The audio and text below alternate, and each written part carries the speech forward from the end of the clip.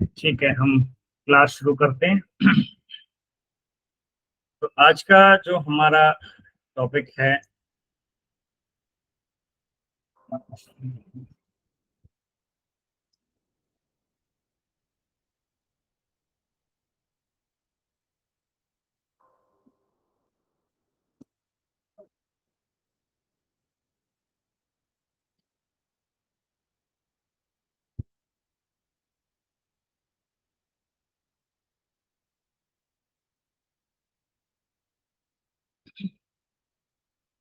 तो प्रेगनेंसी के दौरान न्यूट्रिशन का क्या महत्व है, इस विषय पे हम आज स्टडी करेंगे।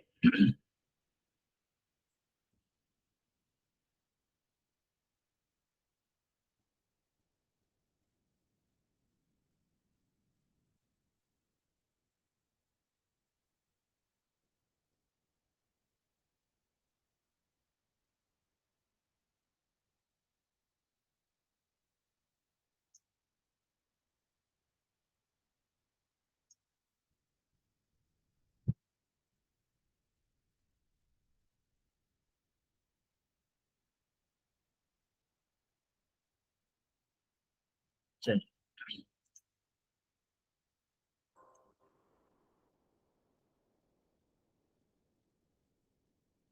तो गर्भावस्था जो है शारीरिक और पोषण संबंधी दृष्टि से सबसे ज्यादा अत्यधिक मांग वाली अवधि है। इस समय पे जो है माताओं को सबसे ज्यादा न्यूट्रिशन की आवश्यकता होती है। एक तो उनके स्वयं के लिए न्यूट्रिशन, और दूसरा गर्भ में पल रहे बच्चे के विकास के लिए, भ्रूण के विकास के लिए जो है अतिरिक्त भोजन की जरूरत पड़ती है। तो माँ की पोषण संबंधी आवश्यकताओं और भ्रूण के विकास के साथ साथ स्वस्थ गर्भावस्था के परिणाम को पूरा करने के लिए अतिरिक्त भोजन की आवश्यकता होती है। तो पोषक तत्वों के उचित उपयोग और विटामिन डी के लिए नियमित शारीरिक गतिविधि और सूर्य के प्रकाश में रहना जरूरी है। तो बच्चों की बोन की ग्रोथ सही तरीके से हो, उसके लिए विटामिन डी का होना बहुत जरूरी है। अगर प्रॉपर विटामिन डी नहीं मिलेगा तो इससे जो है हड्डियां कमजोर हो सकती हैं, और आगे चल के बच्चों में, जब बच्चे की डिलीवरी के, माता की डिलीवरी होगी, तो बच्चे में कुछ बोन से रिलेटेड डिफॉर्मिटी आ सकती है। तो इसीलिए कैल्शियम का होना बहुत जरूरी है। तो अगला चीज है कि iron, folic acid, vitamin B12, iodine और long chain fatty acid, poly unsaturated fatty acid जो है, जिन्हें हम जो है प्यूफा के नाम से भी जानते हैं, जैसे कुछ पोषक तत्वों पर विशेष ध्यान दिया जाना चाहिए। आयरन सबसे इंपॉर्टेंट है, फॉलिक एसिड है, B12 है, आयोडीन है। आयोडीन भी बहुत जरूरी है थायराइड फंक्शन के लिए। और पॉली अनसैचुरेटेड फैटी एसिड, प्यूफाज है, म्यूफाज है, इनका होना बहुत जरूरी है। हम सभी जानते हैं, हम पिछली क्लासों में भी पढ़ चुके हैं कि फॉलिक एसिड की कमी से बच्चों में जो है कई तरह की बीमारियां आती हैं, जन्मजात बीमारियां, कंजेनिटल हार्ट डिजीज, जन्म से जो है बच्चों को हार्ट डिजीज होना, उनके लिप जो है कटे हुए रहते हैं, पैलेट जो तालू जो होता है उसमें छेद रहता है, उसको क्लेफ्ट पैलेट बोला जाता है, स्पाइना बाइफिडा जैसी बीमारियां। इसीलिए प्रेगनेंसी के दौरान कुछ जो बहुत नेसेसरी चीजें हैं, उनमें एक तो आयरन है, दूसरा फॉलिक एसिड है, और B12 है। अगर B12 और फॉलिक एसिड प्रॉपर नहीं शरीर में रहेगा तो उससे जेनेटिक डिफेक्ट भी हो सकता है, जीन्स की गड़बड़ियों संबंधी जो बीमारियां हैं बच्चों में आ सकती हैं। तो इसके लिए क्या करना चाहिए कि आयरन और फॉलिक एसिड की खुराक लेनी चाहिए। जो भी आपके गायनेकोलॉजिस्ट रहते हैं उनसे सलाह लेकर जो है आपके फर्स्ट ट्राइमेस्टर, सेकेंड ट्राइमेस्टर के हिसाब से अलग अलग आपकी डोज होती है, वो डोज जो है लेना चाहिए। यहाँ पर जो आपको जानकारी दी जा रही है न्यूट्रिशन के बारे में, ये आपको एक नॉलेज के तौर पे, आपके घर में आप इस नॉलेज का यूज कर सकते हैं, लेकिन आपको इस बात का ध्यान रखना है कि हर पेशेंट के हिसाब से, हर महिला के हिसाब से उसका BMI, BMR अलग अलग होता है। तो उनकी जो प्रॉपर जो डाइट बनेगी वो अलग अलग होगी, सेम सभी को नहीं चलेगा। कुछ बेसिक चीजें हैं जो सभी को देनी है, पर अगर आप एक प्रॉपर डाइट उनको देना चाहते हैं तो वो एक अच्छे रजिस्टर्ड डाइटिशियन से आपको जो है सलाह लेनी है। तो यहाँ पर आपको एक नॉलेज मिलेगा, आप आगे पेशेंट को सलाह दे सकते हैं, तो इससे जो है पेशेंट को भी काफी फायदा मिलेगा। मान लीजिए आपके पास कभी कोई ऐसा पेशेंट होता है या घर में कोई महिला होती है, तो आप उनको ये सलाह दे सकते हैं कि भाई iron, folic acid, B12, iodine, है ना, इन सब चीजों को आपने ग्रहण करना है। ये बच्चे के लिए और मदर दोनों के लिए जरूरी होता है। आयोडीन युक्त नमक उपलब्ध होने के कारण अब आयोडीन की समस्या तो नहीं है। B12 को जो है हम शाकाहारी लोगों में दही है, मिल्क है, इससे हमें उसकी पूर्ति होती है। और नॉन वेजिटेरियन फूड में जो मांस वाले जितने भी खाद्य पदार्थ हैं उनसे जो है B12 की पूर्ति होती है। फिर उसके लिए जो है फैटी फिश वगैरह जो होती हैं जिनमें प्यूफाज होते हैं, पॉली अनसैचुरेटेड फैटी एसिड, तो वो लिया जा सकता है। और शाकाहारी लोग हरी पत्तेदार सब्जियां, जो बीज हैं और ड्राई फ्रूट हैं, उनसे जो है LCN3 PUFAs, poly unsaturated fatty acid, हम ग्रहण कर सकते हैं। उनमें आपको ये मिल जाता है, जो जिसे हम गुड फैट कहते हैं, जो शरीर के लिए बहुत जरूरी है। ठीक है। तो गर्भावस्था और स्तनपान के दौरान अतिरिक्त पोषक तत्वों की आवश्यकता क्यों होती है, और 1000 दिन का पोषण क्या है। अभी हम इसको समझेंगे कि 1000 दिनों का पोषण क्या होता है। ये जो जानकारी है ये ICMR के द्वारा प्रदान की गई जानकारी है, जो हर कुछ सालों के बीच में इंडियन लोगों के हिसाब से गवर्नमेंट जो है उनको एक जानकारी देती है कि उनको क्या क्या खाना चाहिए, कितना खाना चाहिए, बूढ़ों के लिए, बुजुर्ग के लिए, बच्चों के लिए और प्रेग्नेंट लेडी के लिए। तो उसी में से एक टॉपिक ये है कि न्यूट्रिशन ड्यूरिंग प्रेगनेंसी। तो हमने ये वहां से टॉपिक आपको बता रहे हैं इस चीज को। तो ये लास्ट टाइम मैंने आपको एक PDF भेजी थी, आप उसमें भी पढ़ सकते हैं ये चीजें। तो अभी हम देखते हैं कि पहले 1000 दिनों में महिला के गर्भधारण से लेकर बच्चे के जन्म तक 270 दिन होते हैं। जब महिला फर्स्ट टाइम गर्भ धारण करेगी तो महिला के गर्भ धारण से लेकर बच्चे के जन्म तक 270 दिन, और जन्म से लेकर बच्चे के दूसरे जन्मदिन तक 365 प्लस 365 दिन की अवधि शामिल है। तो ये टोटल 1000 दिन हो जाते हैं। 365 दिन, 365 दिन और 270 दिन, ये 9 महीने का जो गर्भकाल का समय है वो। तो इस तरीके से ये 1000 दिन की एक महत्वपूर्ण अवधि है, जिसमें हमें बच्चे के भविष्य को ये आकार देती है। इस अवधि के दौरान माँ के गर्भ में भ्रूण बहुत तेजी से बढ़ रहा होता है और माँ से पोषण प्राप्त करता है। इसके लिए गर्भावस्था की शुरुआत में माँ को स्वस्थ और अच्छी तरह से पोषित होना चाहिए। ओके, 1000 डेज को मैं फिर से रिपीट करता हूँ।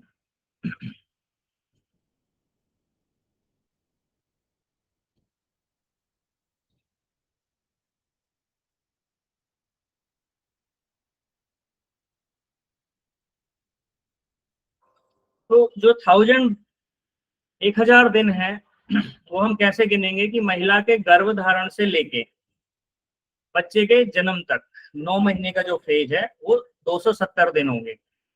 और फिर जन्म से लेकर बच्चे के दूसरे जन्मदिन तक, यानी जब बच्चा 2 साल का हो जाए, एक तो 9 महीने का दिन और फिर 2 साल के 365 प्लस 365, तो ये 1000 दिन एक महत्वपूर्ण अवधि होती है। तो इसी में जो है हमें उसका गर्भकाल के समय का पोषण का ध्यान रखना है। फिर बच्चा जब 6 महीने तक मदर फीड पे आएगा उसका ध्यान देना है। फिर उसके बाद जब वो 1 साल का होगा तो उसके फूड के बारे में हम पढ़ेंगे।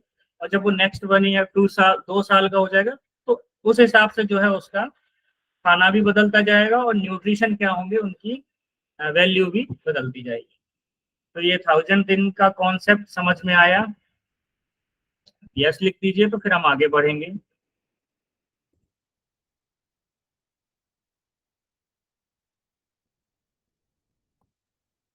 ठीक है, ओके, आगे बढ़ते हैं। तो ये जो अवधि है 1000 दिन की, तो उसमें जो पहली जो अवधि है उसमें उसके दौरान पहला जो पार्ट आएगा कि माँ के गर्भ में जो है फीटस जो है बहुत तेजी से बढ़ रहा होता है, और उससे जो है वो माँ से ही पोषण प्राप्त करता है, इसलिए जो भी खाना है माँ को ही खाना है। तो माँ जितनी अच्छी डाइट लेगी उतने ही बढ़िया जो है बच्चों के लिए पोषक तत्व मिलेंगे।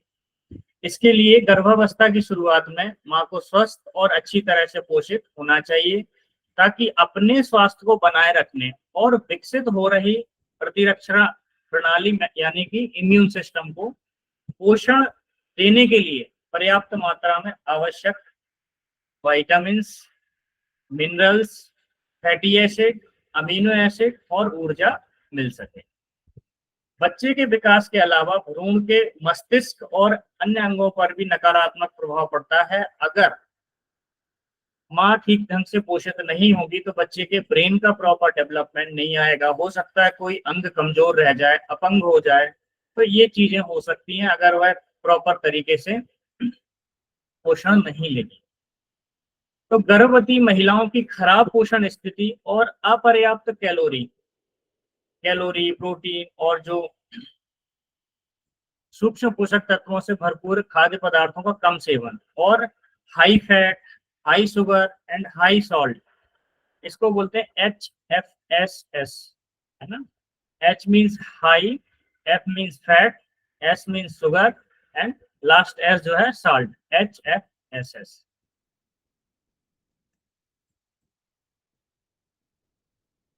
तो HFSS का ज्यादा सेवन करने से क्या होगा कि अगर वह ज्यादा फैट का सेवन कंज्यूम करेंगे तो उससे भी जो है वेट बहुत तेजी से बढ़ेगा।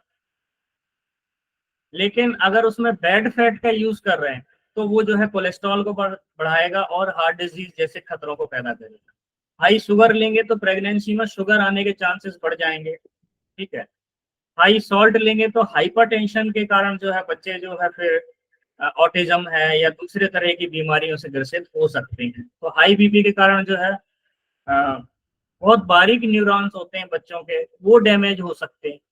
तो इसीलिए ना तो ज्यादा हमको हाई फैट नहीं लेना है, हाई शुगर नहीं लेना और हाई सॉल्ट नहीं लेना, क्योंकि ये गर्भ में पल रहे भ्रूण के विकास और वृद्धि पर प्रतिकूल प्रभाव डाल सकते हैं।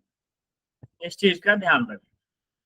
तो यहाँ पर ये हमने देखा कि 1000 दिन का पोषण का कॉन्सेप्ट क्या है। अब हम आगे बढ़ते हैं। कुपोषित गर्भवती महिलाओं को संतुलित आहार मिलता है और जो गर्भावस्था के दौरान उचित वजन 10 से 12 किलोग्राम बढ़ाती है, उनके स्वस्थ बच्चों को जन्म देने की संभावना अधिक होती है। ध्यान देने वाली बात है, ऐसी महिलाएं, जो भी महिला गर्भावस्था के दौरान 10 से 12 किलोग्राम तक जिनका वजन बढ़ना ये नॉर्मल है और ये बढ़ना चाहिए, क्योंकि उसमें बच्चे का वजन भी ऐड होगा, फिर एमनियोटिक फ्लूइड का भी ऐड होगा। इस तरीके से जो नॉर्मल है, जो उचित है, वो है 10 से 12 किलोग्राम तक वजन गेन करना है। अगर मान लो वजन गेन नहीं होता है, वेट नहीं बढ़ता है, तो बच्चे कुपोषित होने के चांसेस ज्यादा रहेंगे। तो इस बात का ध्यान देना है कि ठीक तरीके से डाइट लेनी है, जिससे उनका वजन जो है, मान लो किसी का वजन 60 किलो है, गर्भवती महिला का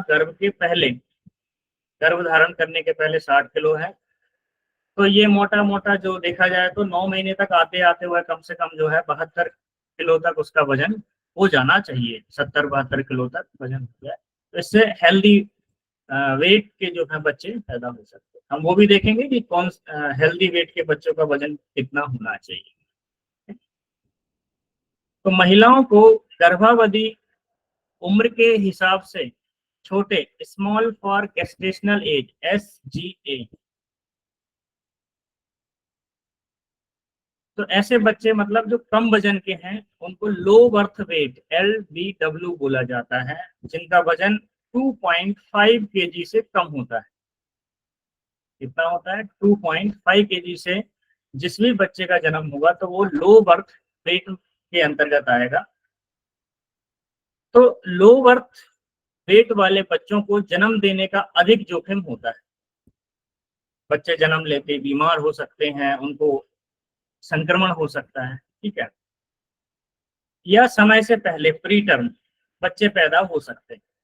तो SGA means small for gestational age, या फिर LBW लो बर्थ वेट, बच्चों को बचपन में संक्रमण और छोटे कद पे होने का अधिक जोखिम होता है, और वयस्क होने पर उन्हें मधुमेह जैसी, डायबिटीज जैसी जो है मेटाबॉलिज्म संबंधी बीमारियों का खतरा अधिक होता है।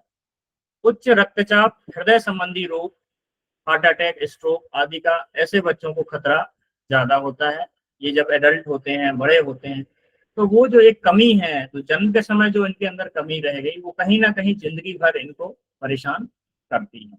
अगर वह प्रॉपर अपना ध्यान नहीं रखेंगे तो इन बीमारियों का खतरा उनमें ज्यादा है। ठीक है, तो गर्भवती महिलाएं जो संतुलित आहार लेती हैं और गर्भावस्था के दौरान उचित वजन मतलब 10 से 12 किलोग्राम हासिल करती हैं, उनके स्वस्थ बच्चों को जन्म देने की संभावना अधिक होती है। जिनका जन्म के समय वजन और अंग विकास उचित होता है, इन नवजात शिशुओं में संक्रमण या किसी तरह का रोग और मृत्यु दर का जोखिम कम होता है। ऐसे बच्चे सरवाइव करने का चांसेस इनका ज्यादा होता है।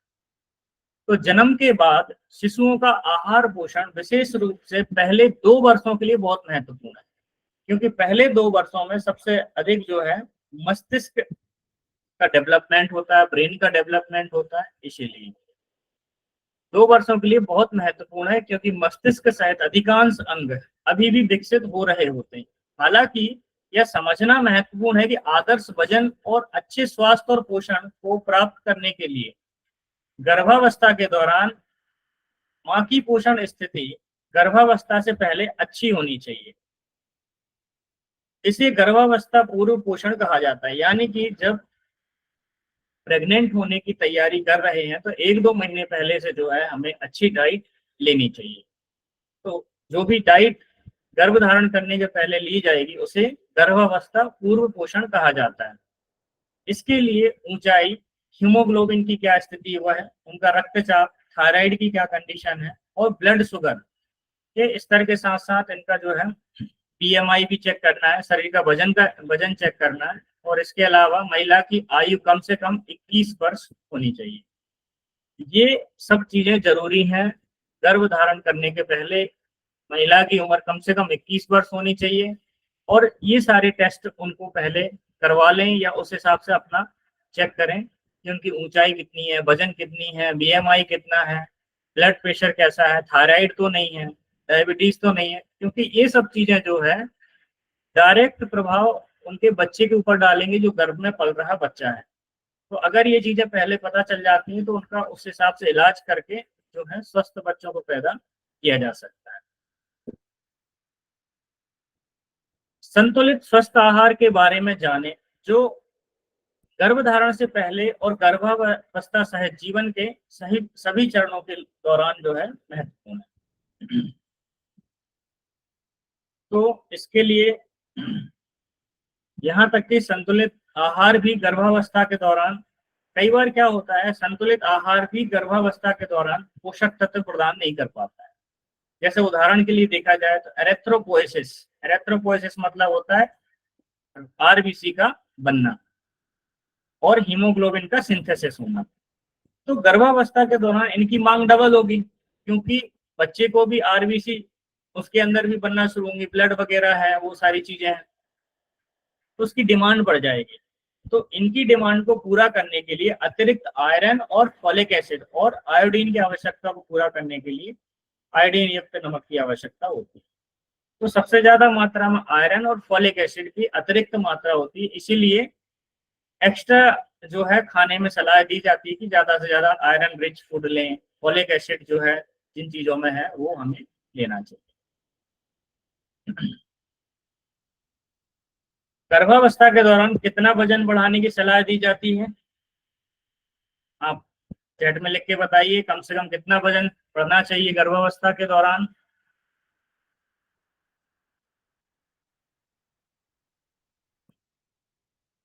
Very good. 10 से 12 किलोग्राम तक वजन बढ़ाने का लक्ष्य रखना चाहिए। तो यदि गर्भ धारण के समय गर्भवती महिला का बीएमआई, सामान्य बीएमआई कितना होता है? हमने लास्ट क्लास में बीएमआई के बारे में पढ़ा था। तो किसी सामान्य व्यक्ति का बीएमआई जो है कितना होना चाहिए? जिनको भी पता है वह चैट में लिखें, फिर हम आगे बढ़ेंगे।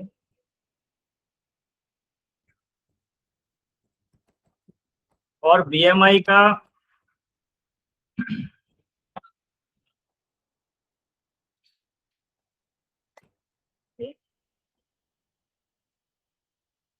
बीएमआई का फुल फॉर्म क्या है, वही भी लिखिए।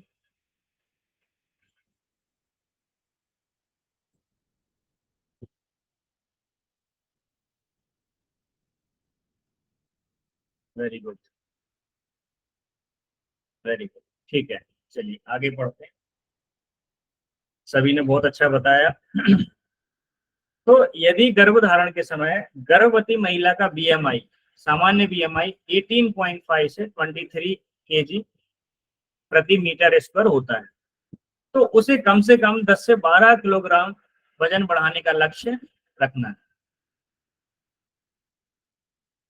चाहिए। तो सभी कम वजन वाली महिलाओं को, जो जिनका भी वजन कम है, तो उनका बीएमआई कितना होगा? बिलो 18.5, तो वो अंडरवेट में आ जाएंगी। ठीक है, तो सभी कम वजन वाली महिलाओं को आहार का सेवन बढ़ाना चाहिए, और जो भी हॉस्पिटल वगैरह होते हैं तो वहां पर जाके अपना जो है वेट मैनेजमेंट की निगरानी रखनी चाहिए कि कितना बढ़ रहा है कितना कम है, उस हिसाब से हमें ऐसा लेना चाहिए। ठीक है, तो बारीकी से उनकी निगरानी की जानी चाहिए। अच्छा, अधिक वजन वाली महिलाएं, तो अब जो लोगों का वजन ज्यादा है उनका बीएमआई कितना होगा, आप लोग लिखकर बताएं।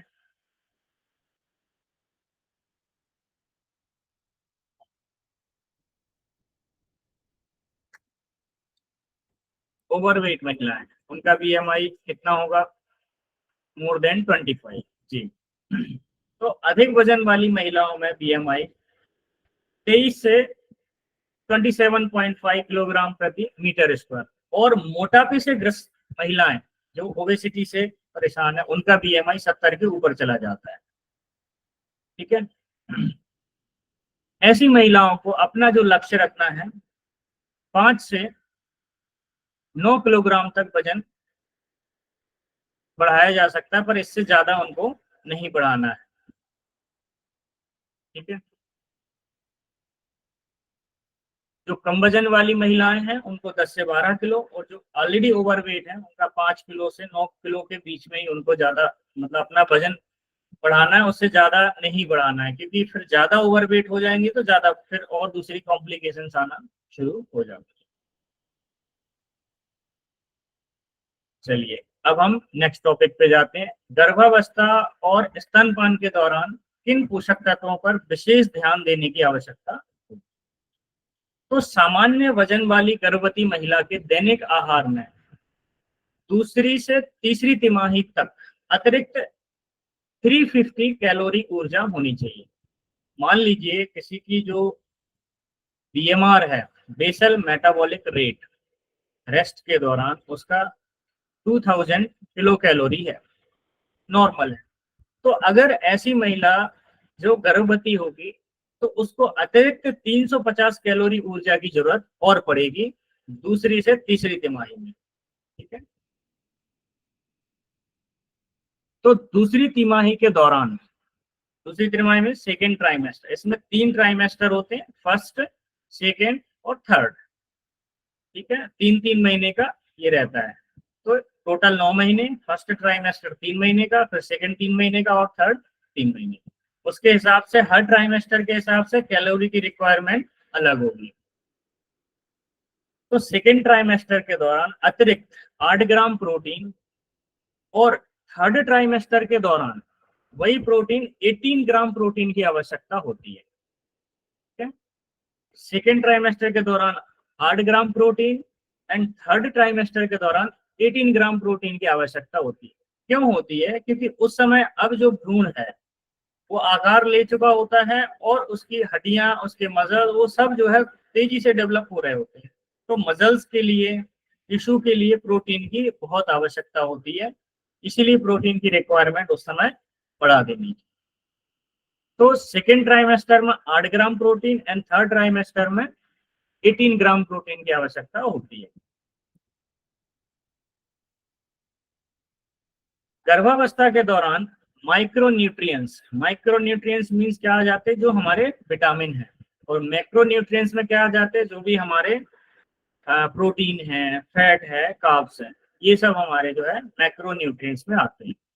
तो गर्भावस्था के दौरान माइक्रोन्यूट्रिएंट्स की आवश्यकता भी अधिक होती है, इसीलिए आवश्यक अतिरिक्त कैलोरी और प्रोटीन आदर्श रूप से सूक्ष्म पोषकता मीन्स माइक्रो न्यूट्रिएंट्स से भरपूर खाद्य पदार्थों से प्राप्त किए जाने चाहिए, ना कि केवल कैलोरी युक्त खाद्य पदार्थों से।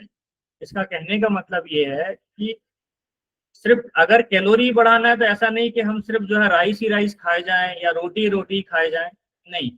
कैलोरी बढ़ाने का एक सही तरीका जो है, उसमें कुछ फ्रूट भी शामिल हो, कुछ सब्जियां भी शामिल हो, सैलेड्स भी हो, इन सब तरीके से हमको जो है अपनी कैलोरी को मेंटेन करना है। नहीं तो जो है अगर देखा जाए तो भाई 350 कैलोरी है, आप 2 रोटी एक्स्ट्रा खा लीजिए, 3 रोटी खा लीजिए, वो कैलोरी तो वहां पर हो जाएगी। पर इससे होगा क्या कि अगर आप ज्यादा कार्ब्स लेंगे तो फिर शुगर भी बॉडी में तेजी से बढ़ेगी, तो हमें उसको भी मेंटेन करना है। तो एक स्वस्थ संतुलित आहार गर्भावस्था के दौरान अधिक महत्वपूर्ण होता है। तो जो भी हमें लेना है वो बैलेंस डाइट होनी चाहिए, उसमें सभी कुछ थोड़ा थोड़ा मात्रा में मौजूद रहना चाहिए। गर्भावस्था के दौरान स्वस्थ संतुलित आहार अधिक उपयोगी होता है। अत्यधिक प्रोसेस्ड फूड और जो मैंने अभी बताया था HFSS, इसका मतलब क्या होता है, आप चैट में लिखिए HFSS का मतलब क्या होता है।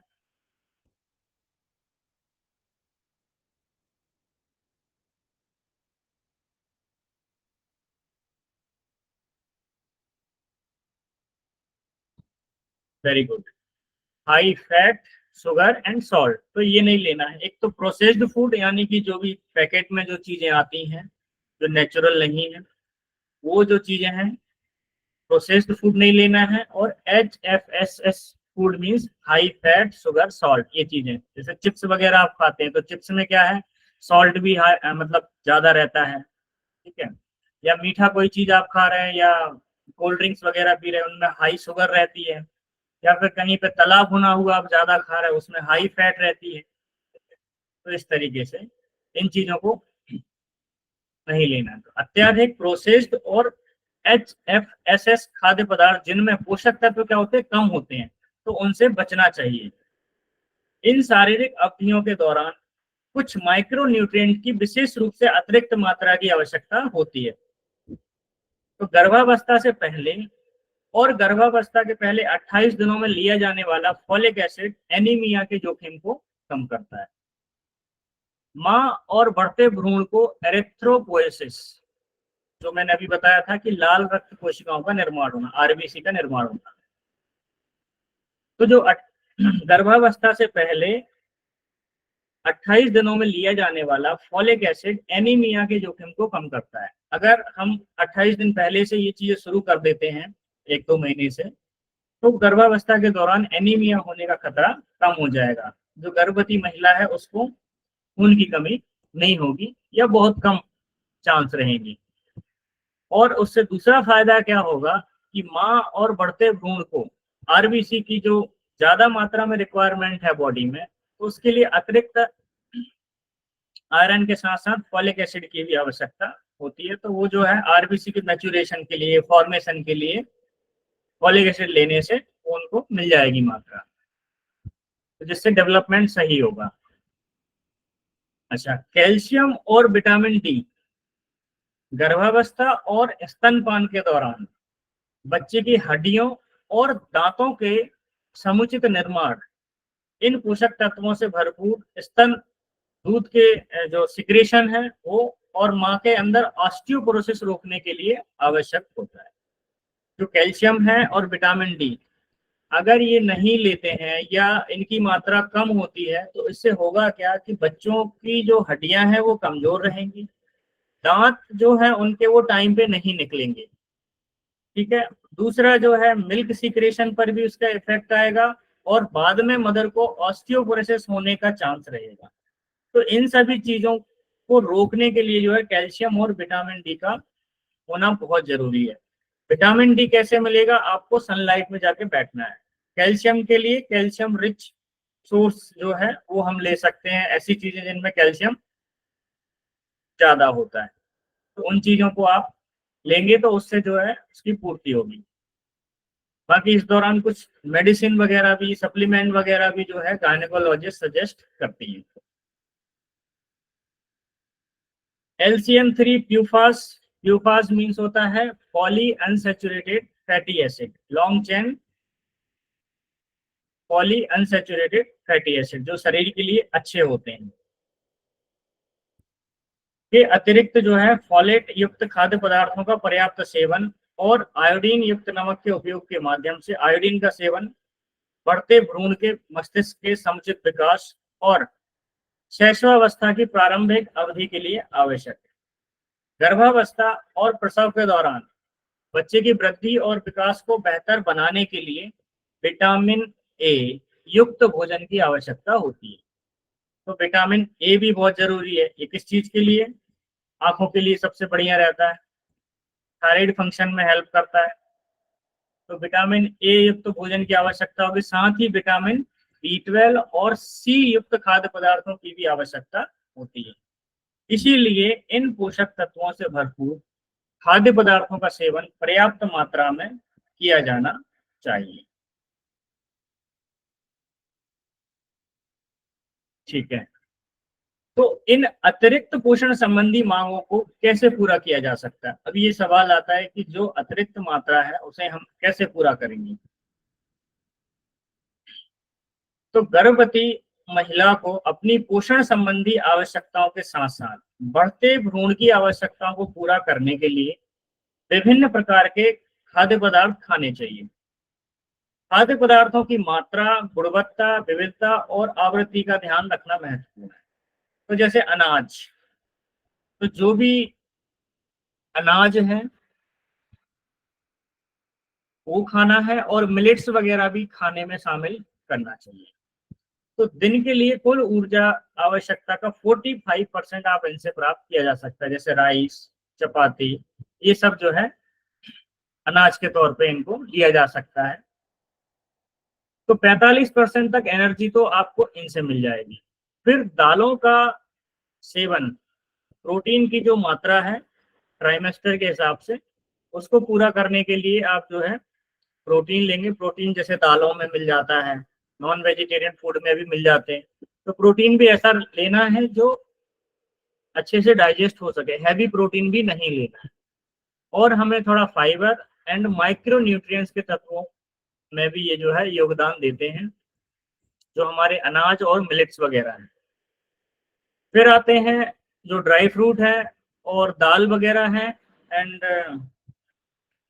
सी फूड वगैरह में भी जो है काफी अच्छी मात्रा में फैटी एसिड जो है इनके अंदर मिल जाते हैं, और माइक्रो न्यूट्रिएंट्स भी इनके अंदर रहते हैं। मांसाहारी लोगों के मामले में कुल मात्रा के एक हिस्से को कैलोरी में बदला जा सकता है, तो उसमें मछली है, अंडे हैं, ये जो है शामिल किया जा सकता है। और हाई फैट, हाई चीनी और हाई सॉल्ट वाले खाद्य पदार्थों से बचना है। अच्छी गुणवत्ता वाला प्रोटीन उचित मात्रा में मछली में, मांसाहारी खाद्य पदार्थों से प्राप्त किया जा सकता है। बाकी जो शाकाहारी लोग हैं उनके लिए पनीर है, उससे मिल जाएगा। दालें हैं जो भी, जैसे मूंग दाल है, तुअर दाल है, इस तरीके की जो दालें हैं उनसे आपको प्रोटीन मिल जाता है। तो अनाज और दालों का 3:1 में रेशियो होना चाहिए, 3:1 का रेशियो रहना चाहिए। और जो एनिमल फूड है जैसे दूध, मछली, तो ये मांसाहारी खाद्य पदार्थों में शामिल इनको कर सकते हैं। फिर जो है विभिन्न प्रकार की जो फलियां होती हैं वो आप खा सकते हैं, हरी पत्तेदार सब्जियां हैं, ताजे फल हैं, और एनिमल फूड्स शायद मौसम जो भी सीजनल सब्जियां आती हैं वो सब लेनी है, और सीजनल फ्रूट वगैरह जो भी है जरूर। हाँ, इस चीज का ध्यान रखना है कि गर्म ऐसे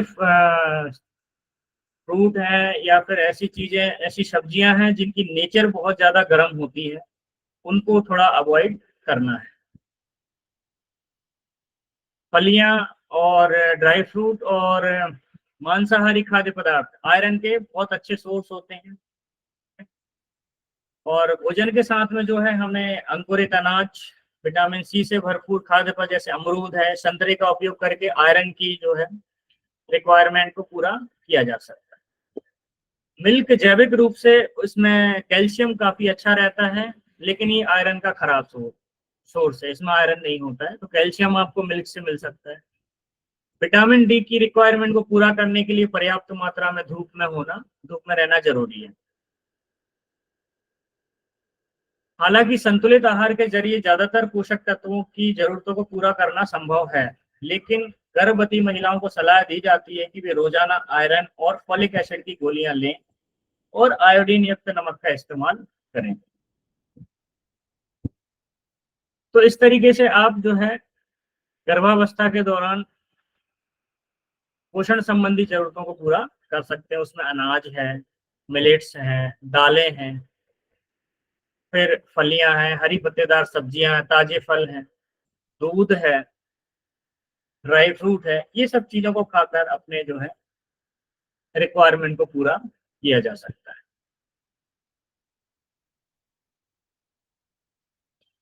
तो ये रहा हमारा 9 महीने की प्रेगनेंसी के दौरान जो है उनकी फ्रूट जो भी डाइट रिक्वायरमेंट है उसको हम कैसे पूरा करते हैं। अभी स्तनपान के दौरान पोषण संबंधी मामले क्यों महत्वपूर्ण है, इस पे हम थोड़ा सा डिस्कशन करेंगे। तो माँ के स्वास्थ्य को बनाए रखने और इष्टतम स्तन दूध सिक्रेशन के लिए, मिल्क सिक्रेशन के लिए स्तन अवधि के दौरान कैलोरी, प्रोटीन और माइक्रो न्यूट्रिएंट्स की अतिरिक्त डिमांड होती है। तो स्तनपान के पहले 6 महीने के दौरान अब यहाँ पर डिमांड और ज्यादा बढ़ जाएगी, अतिरिक्त 600 कैलोरी की जरूरत पड़ती है। तो 13.6 ग्राम प्रोटीन की आवश्यकता होगी। अगले 6 महीनों में अतिरिक्त 520 कैलोरी ऊर्जा की जरूरत पड़ेगी। तो फिर प्रोटीन का जो है मात्रा कम हो जाएगी, 10.6 ग्राम प्रोटीन की आवश्यकता होती है। क्योंकि पहले 6 महीने में बच्चे के जन्म के बाद बच्चा मदर फीड पे होता है, इसलिए मदर को ज्यादा कैलोरी की जरूरत पड़ेगी, ज्यादा भूख लगेगी, इसलिए उसको प्रोटीन की मात्रा थोड़ी बढ़ानी पड़ेगी। फिर अगले जो 6 महीने के बाद है, फिर हम उनको प्यूरीज वगैरह देना शुरू करते हैं, थोड़े सॉफ्ट फूड देना शुरू करते हैं, तो फिर जो है बच्चा कम दूध पीता है, तो माँ की रिक्वायरमेंट थोड़ी कम हो जाती है। तो उस दौरान जो है 6 मंथ के बाद फिर 520 कैलोरी की जरूरत पड़ेगी, 10.6 ग्राम प्रोटीन की आवश्यकता होगी। यद्यपि संतुलित आहार के माध्यम से अधिकांश पोषक तत्वों की को पूरा करना संभव है। स्तनपान कराने वाली महिलाओं को आयरन और फॉलिक एसिड के दैनिक पूरक लेने की सलाह दी जाती है। तो जन्म के तुरंत बाद बच्चे को स्तनपान कराने से गर्भाशय को मजबूती से सिकुड़ने में मदद मिलती है। पहली बहुत इंपॉर्टेंट बात है ये कि जैसे ही बच्चे के जन्म के तुरंत के बाद बच्चे को स्तनपान जब कराया जाता है तो उससे गर्भाशय को मजबूती से सिकुड़ने में मदद मिलेगी और प्रसव के बाद रक्त की कमी कम होती है, ब्लीडिंग भी जो है कम हो जाती है। स्तन का दूध बच्चे को माँ से मिलने वाला सबसे बड़ा उपहार है, जो भविष्य में स्वास्थ्य पर कम खर्च करके परिवार को भी लाभ होगा।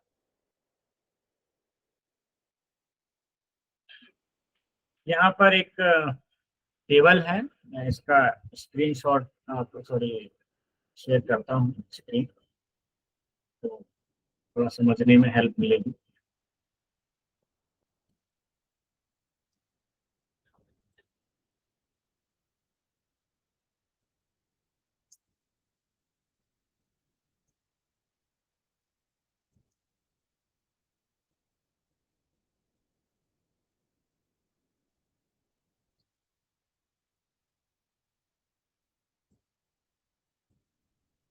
तब तक किसी को पानी वगैरह पीना है तो पानी पी सकते हैं, 1 मिनट का हम गैप लेंगे।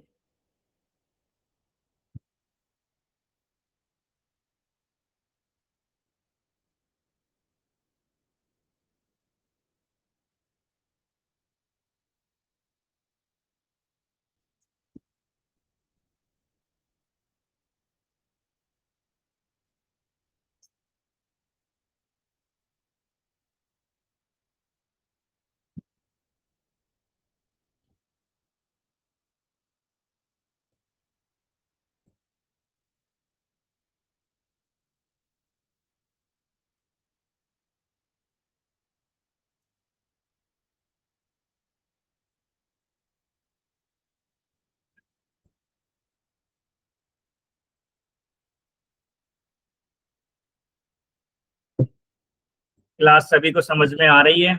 कोई डाउट है तो आप चैट में लिख सकते हैं।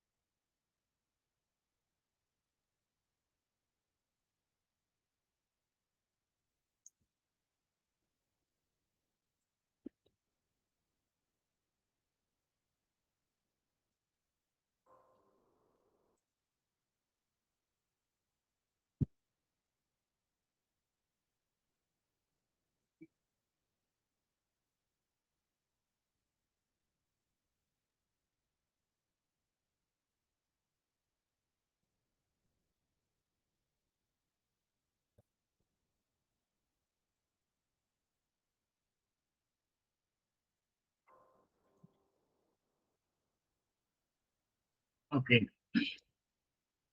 तो फिर से हम अपने टॉपिक पे वापस आते हैं।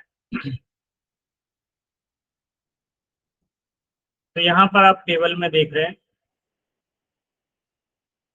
तो ये एक सामान्य और कुपोषित गर्भवती महिलाओं की आवश्यकता को पूरा करने के लिए ये एक नॉर्मल टेबल दी है। तो इसमें जो टोटल रिक्वायरमेंट है वो है, हम यहाँ पर 2120 कैलोरी की जरूरत पड़ेगी। तो उसे हम कैसे पूरा करेंगे उसके बारे में देखते हैं।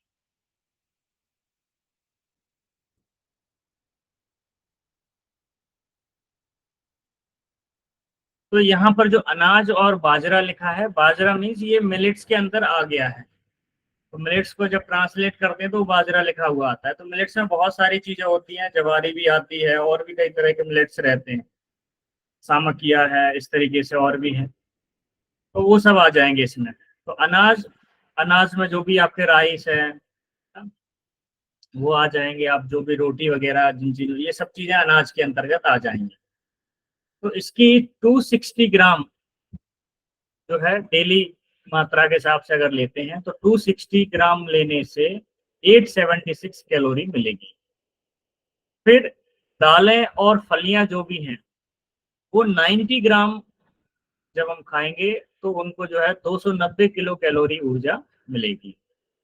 नट्स और जो तिलहन दालें हैं, तो नट्स में जो भी है हमारे ड्राई फ्रूट वगैरह आ जाते हैं, तो एक 40 ग्राम अगर लिया दिन में तो उससे 206 किलो कैलोरी ऊर्जा मिलेगी।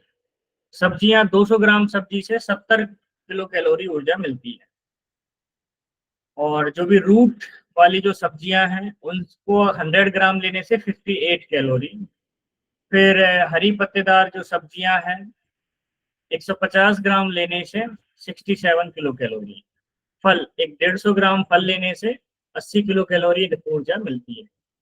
अंडा 50 ग्राम वजन में अगर लेंगे तो 74 किलो कैलोरी ऊर्जा मिलेगी। और मिल्क में 400 ml मिल्क लेने से जो है 288 किलो कैलोरी एनर्जी मिलेगी। फिर बाकी के हमारे जो है एक 20 ml जो है ऑयल किसी भी तरह से आप कंज्यूम करते हैं तो वो जो है 180 किलो कैलोरी एनर्जी देगा। तो टोटल ये मिला के हो जाएगा 2120 किलो कैलोरी। ऐसा नहीं है कि ये एक बार में सब कुछ खा लेना है, पूरे दिन में आपको जो है वो डिस्ट्रीब्यूट करना पड़ेगा। ठीक है, कि पूरे दिन में जो है हमको कब क्या क्या लेना है। तो वो एक किसी अच्छे डाइटिशियन से आप मिलके जो है ये बना सकते हैं, अपना एक पोर्शन डिसाइड कर सकते हैं कि क्या हमको कितना पोर्शन रखना है। ठीक है।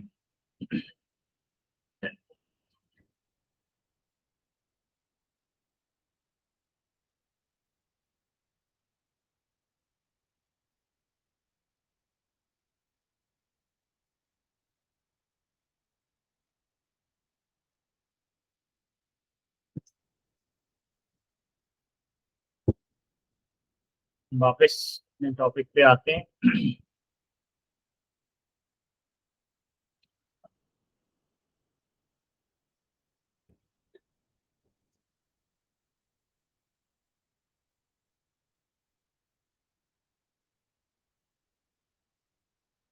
गर्भावस्था और स्तनपान के दौरान क्या अतिरिक्त देखभाल की आवश्यकता होती? तो सबसे पहले उसमें ध्यान देना है कि आहार संबंधी देखभाल। तो बहुत सारे लिक्विड प्रतिदिन 2 लीटर से अधिक का सेवन करने की सलाह दी जाती है। तो लिक्विड पदार्थ की इस मात्रा में पानी और अन्य पेय पदार्थ शामिल है, जैसे दूध हो सकता है, फ्रूट जूसेस हो सकते हैं, ये चीजें। ठीक है। कॉफी और चाय जैसे कैफीन युक्त पेय पदार्थों का अधिक सेवन भ्रूण के डेवलपमेंट पर प्रतिकूल प्रभाव डालता है, इसलिए कम से कम इनका सेवन करना चाहिए, इनसे बचना चाहिए, कॉफी और चाय से। फिर गर्भवती महिलाओं को फाइबर युक्त खाद्य पदार्थ लगभग 25 ग्राम लेने चाहिए। और जैसे साबुत अनाज है, दालें हैं और सब्जियां चुननी चाहिए। इन फाइबर युक्त खाद्य पदार्थों और पर्याप्त तरल पदार्थों का सेवन जो है कब्ज को रोकता है। दूसरा है खाद्य सुरक्षा। तो खाना ऐसा हो जिसमें किसी तरह का दूषित ना हो, उसमें किसी तरह के बैक्टीरिया ना हो, इन चीजों का विशेष ध्यान रखें। मक्खियां वगैरह इन सब चीजों से बचाना है। तो दूषित खाद्य पदार्थों से बचना है, क्योंकि अगर माँ बीमार होगी तो बच्चे को भी जो है बीमारी आ जाएगी। स्वास्थ्य देखभाल करना है तो उसके लिए जो है आहार संबंधी आवश्यकताओं को पूरा करने के अलावा एक गर्भवती महिला को वजन बढ़ने, रक्तचाप की निगरानी, एनीमिया की रोकथाम और उपचार के लिए हीमोग्लोबिन की जांच जो है करनी है। और टिटनेस टीटी का इंजेक्शन, टीकाकरण के लिए कम से कम एक तो ये हो गया टीकाकरण, और फिर एंटीनेटल चेकअप, इसको एएनसी बोला जाता है। कम से कम 9 महीने की अवधि के दौरान ये 4 एंटीनेटल चेकअप तो होने चाहिए। सोनोग्राफी वगैरह होती है, उसमें पता चलता है। फिर उसे पर्याप्त शारीरिक व्यायाम और दिन में 2 से 3 घंटे का पर्याप्त आराम लेना चाहिए। गर्भवती और स्तनपान कराने वाली महिलाओं को बिना डॉक्टरी सलाह के कोई भी दवा अंधाधुंध नहीं लेनी चाहिए, क्योंकि इनमें से कुछ दवाएं जो हैं भ्रूण या शिशु के लिए हानिकारक होती हैं। धूम्रपान, तंबाकू चबाना और शराब का सेवन करने से बचना चाहिए। ऐसे किसी भी खाद्य पदार्थ के सेवन से बचने की कोई जरूरत नहीं जो गलत खाद्य मान्यताओं और वर्जनाओं पर आधारित हो। कुछ ऐसी मान्यताएं होती हैं जो हर जगह अलग अलग चलती हैं, तो वो उनमें देखना है कि वो शरीर के लिए खाना जरूरी है या नहीं है। तो ये बहुत इंपॉर्टेंट है कि बिना डॉक्टरी सलाह के कोई भी दवा जो है अपने मन से नहीं लेना है, क्योंकि इन दवाइयों का प्रभाव जो है बहुत पड़ता है। हमने जो है न्यूरोथेरेपी में भी हम लोग जो है पेशेंट से पूछते हैं, जब ऐसे बच्चे एसीपी चाइल्ड होते हैं या मेंटली डिस्टर्ब बच्चे होते हैं, तो अक्सर देखा गया है कि पेन किलर का ज़्यादा सेवन करना या दूसरी तरह की दवाइयाँ लेना, इन चीज़ों के अपने साइड इफेक्ट होते हैं। तो कोशिश की जाए कि कम से कम दवाइयाँ खाई जाए, जैसे पेन किलर वगैरह हैं, एंटीबायोटिक्स वगैरह हैं, ये चीज़।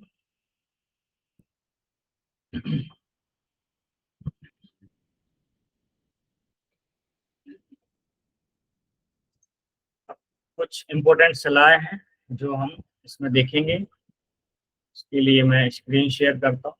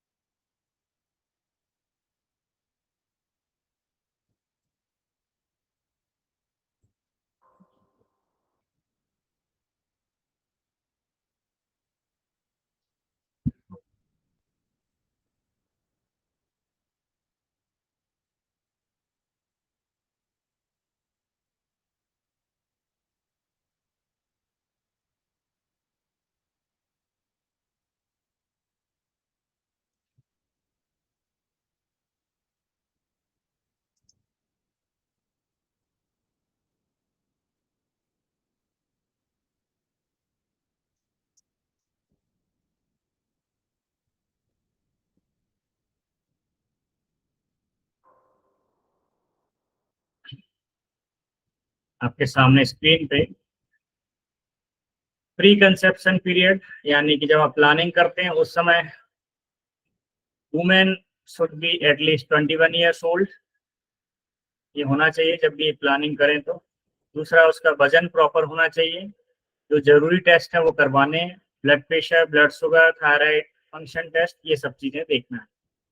फिर मलेरिया से बचना है, प्रिवेंट मलेरिया, और फॉलिक एसिड शुरू कर देना है। और यहाँ पर जो 1000 डेज का कॉन्सेप्ट है, ये उसकी पिक्चर है, आप देख सकते हैं। प्रेगनेंसी के 270 days, 365 first year and second year 360, total 1000 days तक जो है बच्चों के डेवलपमेंट के हिसाब से हमें ध्यान रखना है। नेक्स्ट जो है,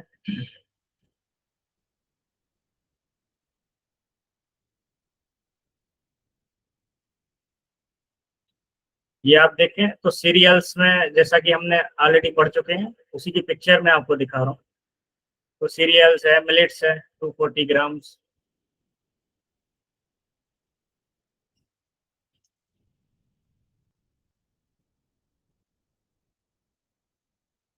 फिर इसमें पल्सेस वगैरह हैं, दालें हैं, है ना, नट्स एंड सीड है, वेजिटेबल्स हैं, रूट वेजिटेबल्स,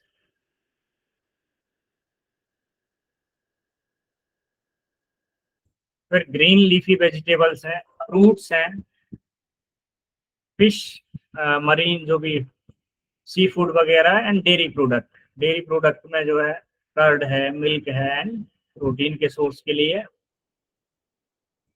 पनीर है। ये एक नॉर्मल डाइट चार्ट है, चार्ट है जिसमें कि किसी महिला का वजन 55 kg है बिफोर कंसेप्शन, और उसका बीएमआई नॉर्मल 18.5 से 23 है।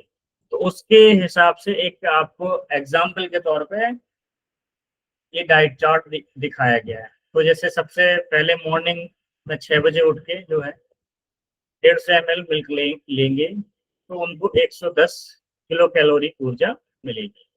फिर ब्रेकफास्ट में 425 किलो कैलोरी ऊर्जा कवर करने के लिए whole grains 60 gram, vegetable 75, and pulses 20 gram, nuts 20 gram, oil 5 gram, ये ब्रेकफास्ट में आ जाएगा। तो यहाँ पर आप देख भी रहे हैं कि यहाँ पर कुछ सलाद वाली चीजें भी हैं, है ना, ये कैरेट को ग्रिल किया है, फिर रोटी है, इस तरीके से पूरा एक कॉम्बिनेशन बनाया है। लंच में देखिए 830 किलो कैलोरी ऊर्जा, क्योंकि हमको टोटल लेना है 2020 किलो कैलोरी ऊर्जा की जरूरत है। ये महिला जिसकी वजन जो है 55 kg है, तो उसमें जैसे उन्होंने राइस लिया 100 gram, phulka 100 gram, pulses 30 gram, vegetable curry oil with root 1 cup and 1/4 cup उसका, ऑयल 15 ग्राम, फिर green leafy vegetable 75 gram, curd 200 ml, and fruits 100 grams. ये लंच में आ गया। फिर इवनिंग में 4 बजे जो है 135 किलो कैलोरी ऊर्जा की जरूरत है। उस समय नट्स हैं, वॉलनट है, पीनट है, ये सब लेना। ऑयल सीड जैसे सीज में सीड्स 20 ग्राम, मिल्क 50 ml लिया जा सकता है। फिर डिनर में जो है 485 किलो कैलोरी की जरूरत है, तो सेम वही राइस, फुल्का, चने हैं, वो लिए जा सकते हैं। ग्रीन लीफी वेजिटेबल्स हैं, ऑयल 10 ग्राम तक लिया जा सकता है, और फ्रूट 50 ग्राम। अभी यहाँ है कि क्या करना है और क्या नहीं करना है। तो पहले हम देखते हैं क्या नहीं करना है। तो डोंट स्मोक और च्यू टोबैको, ये सब चीजें नहीं लेना है। Carbonated beverage means Coca Cola है, पेप्सी है, ये सब चीजें आ जाती हैं, तो ये नहीं लेना है। फिर हाइड्रोजनेटेड फैट्स वगैरह ये नहीं लेना है, avoid food. And don't sleep immediately after meal, यानी खाना खाने के तुरंत बाद नहीं सोना है, ठीक है। Don't consume tea, coffee and other caffeinated drinks along with meal और सून आफ्टर मील, खाना खाने के ठीक पहले या खाना खाने के ठीक बाद चाय कॉफी लेने से बचना है, या ऐसी चीजें जिनमें कैफीन है कोशिश करें कि वो ना ही लें तो बेहतर है। और किसी तरह का डोंट लिफ्ट हैवी ऑब्जेक्ट और स्ट्रेनस फिजिकल एक्टिविटी, बहुत ज्यादा एक्सरसाइज भी नहीं करनी है और ज्यादा वजन भी नहीं उठाना। अब क्या करना है, तो vitamin C rich fruits like gooseberries, आंवला है, गुआवा है, अमरूद है, ऑरेंज है, ये आपको डाइट में शामिल करना है। फिर add green leafy vegetables and other vegetable in your daily diet. मेथी है, रोटी है, क्या है, स्पिनच, पालक है। पालक, अच्छा ये यहाँ पे बताया कि पालक के साथ आप रोटी बना सकते हो, रोटी में पालक डाल सकते हैं, थोड़ी मेथी भी डाल सकते हैं। और वेजिटेबल इडली इन्होंने सजेस्ट किया है, वेजिटेबल डोसा भी है। In case of nausea and vomiting, अगर जो है जी मिचला रहा है, वॉमिटिंग हो रही है, तो फिर एक साथ ज्यादा खाना ना खा के उसको 4 से 6 भाग में बांट लीजिए। थोड़ी थोड़े हर 2 घंटे पे, 3 घंटे पे आप ले सकते हैं। फिर है expose yourself to direct sunlight for at least 15 minute to get sufficient vitamin D. तो मॉर्निंग में सुबह सुबह 8 साढ़े 8 बजे जो है आप जो है 15 मिनट के लिए सनलाइट में बैठ। फिर अवेलेबल जो भी सप्लीमेंट्री न्यूट्रिशन है जो आपके डॉक्टर सजेस्ट करेंगे, वो आपकी कंडीशन के हिसाब से वो लेने हैं। Add a variety of food items in your daily life, daily diet में वो सब लेने हैं, अलग अलग वैरायटी के। Green leafy vegetables, legumes and nuts are good source of folic acid. तो फॉलिक एसिड के लिए अलग से कुछ नहीं, आप ये हरे पत्तेदार सब्जियां खाइए, दालें खाइए, थोड़े ड्राई फ्रूट वगैरह लीजिए, उनसे आपको इसकी पूर्ति हो जाएगी। और जो जरूरत है तो आपकी गायनेकोलॉजिस्ट आपको जरूरत के हिसाब से फॉलिक एसिड की टेबलेट भी दे देगी।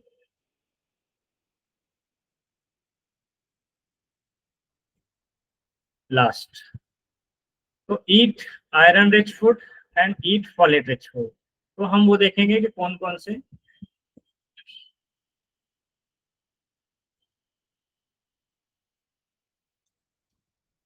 तो हीमोग्लोबिन के सिंथेसिस और एनीमिया की रोकथाम के लिए आयरन बहुत आवश्यक है। भ्रूण के मस्तिष्क के विकास के लिए भी आयरन की आवश्यकता होती है। गर्भावस्था के दौरान आयरन की कमी से मातृ मृत्यु दर बढ़ जाती है, यानी कि जो महिलाएं हैं उनकी डेथ होने के चांसेस ज्यादा बढ़ जाते हैं अगर आयरन की कमी उनको। और जो बच्चे का जन्म होता है उसका वजन कम हो सकता है।